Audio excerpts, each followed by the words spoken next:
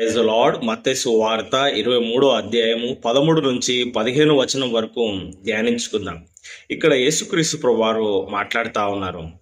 అయ్యో, వేషధారులైన శాస్త్రులారా, పరిసయ్యులారా, మీరు మనుషుల ఎదుట పరలోక రాజ్యాన్ని మూసే వ్యక్తులుగా ఉన్నారు. మీరు అందులో ప్రవేశించరు, ప్రవేశించే వారిని కూడా ప్రవేశింపనివ్వరు. అయ్యో, వేషధారులైన శాస్త్రులారా, పరిసయ్యులారా, ఒకని మీ మతంలో కలుపుకొనుటకు మీరు సముద్రమును భూమిని చుట్టి వచ్చెదరు. అతడు కలిసినప్పుడు అతన్ని మీకంటే రెండంతలు నరకపాత్రునిగా చేయుదురు అని యేసుక్రీస్తు ప్రభువారు శాస్త్రులను పరిసయ్యులను ఖండిస్తా ఉన్నారు. దేవునికి స్తోత్రం, మహిమ కలుగును గాక.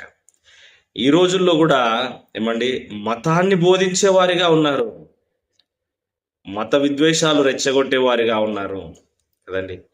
క్రీస్తును బోధించే వారిగా మనం ఉండాలి కదండి.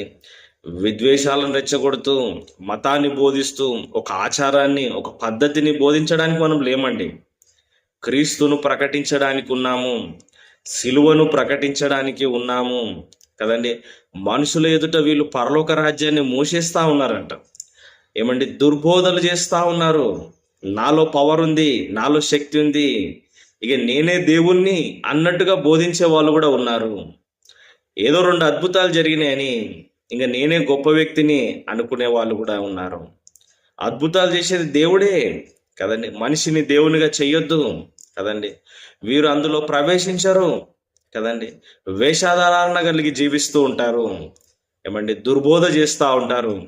జనులను లోక సంబంధులుగా, శరీర సంబంధులుగా ఎలా సుఖపడాలో వీళ్ళు బోధిస్తూ పరలోక రాజ్యాన్ని గురించి బోధించరు.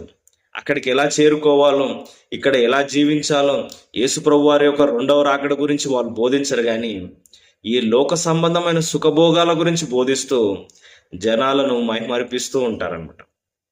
వీరు వారి మతంలో కలుపుకోవడానికి మా దగ్గరికి రా, మాలో ఉండు, మాలో ఒక వ్యక్తిగా ఉండు అని అనేక విధాలుగా మభ్యపెట్టి చేర్చుకుంటూ ఉంటారు. కానీ ఎప్పుడైతే ఆ వ్యక్తిని చేర్చుకుంటారో వీరు చేసే పాపాల్లో అతను 2 చేసే వ్యక్తిగా చేసి నరకానికి పాత్రలుగానే చేస్తారు.